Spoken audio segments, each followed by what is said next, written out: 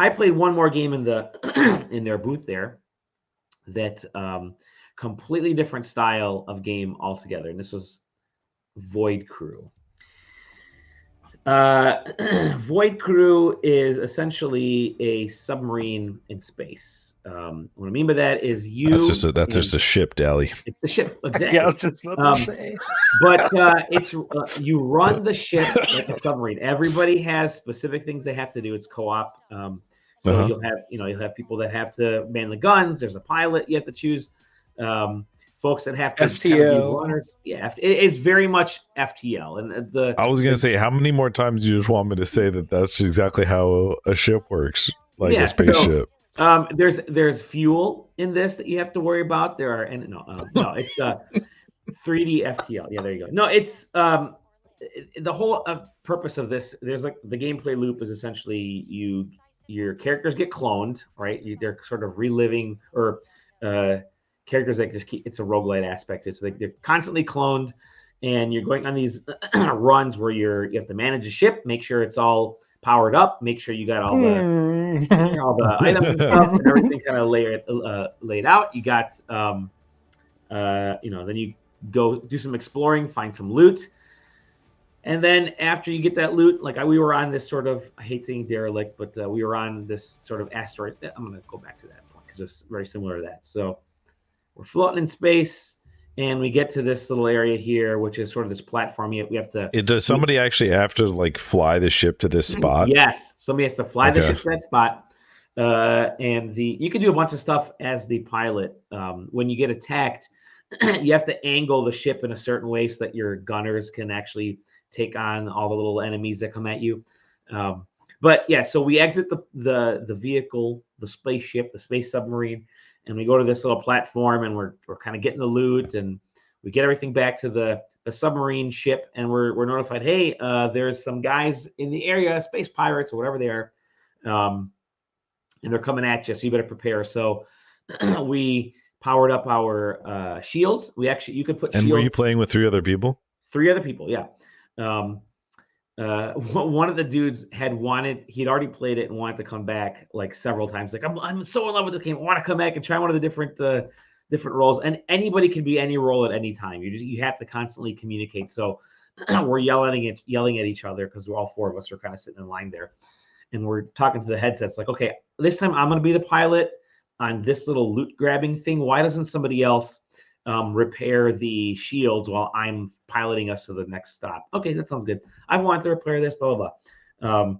So the crafting sequence, once you get loot, you get back in there, and you can craft weapons, you can craft shields, you can craft different types of items that are essentially ship augments. And once that's ready, once you start getting attacked, then, like I said, the pilot has to sort of just maneuver the ship and make sure like engines don't overheat, the shields don't break down. Meanwhile, the other folks are gunners.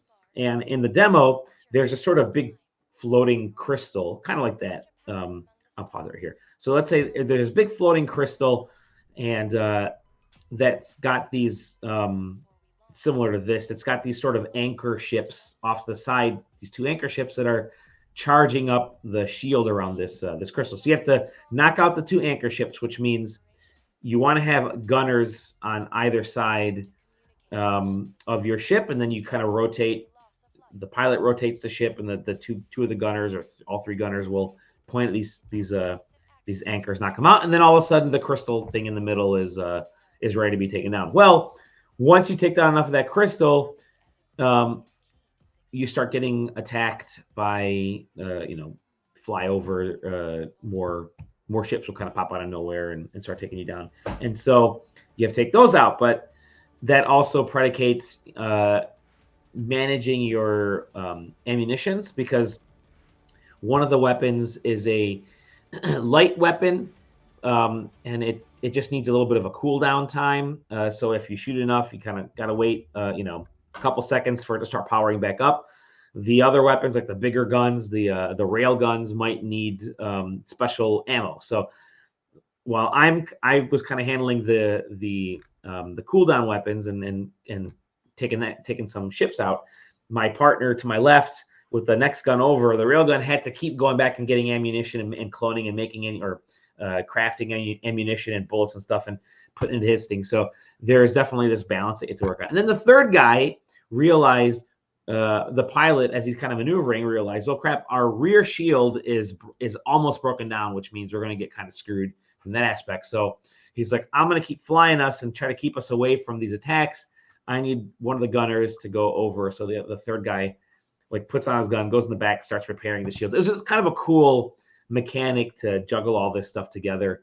It's an interesting thing. I don't know if I'm going to be, madly in love with playing this over and over again. It's really going to depend on how unique each play session is, because yeah, this demo was fun, but if it's that same demo over and over again, like the same loop over and over again, I think it could kind of wear you down a bit. So I'm curious to know what's going to happen beyond this little half-hour demo that we played. Like, are there places where you can explore more on foot? Is there, obviously you can get a bunch of different types of ships, but is the fun of this game tied to just the same loop, or can you start to kind of break a little bit? Can you go exploring? Is there some No Man's Sky aspects, or what are the actual hooks to this kind of game? The developers did tell me they started developing this because they couldn't get to play games with each other all the time, and they wanted to play a game cooperatively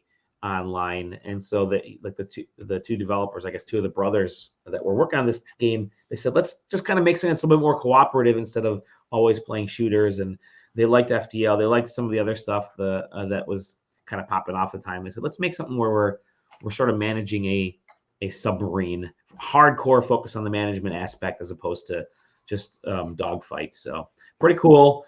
I'm again curious to see what the hook's going to be beyond this little loop, but it was a fun 30 minutes.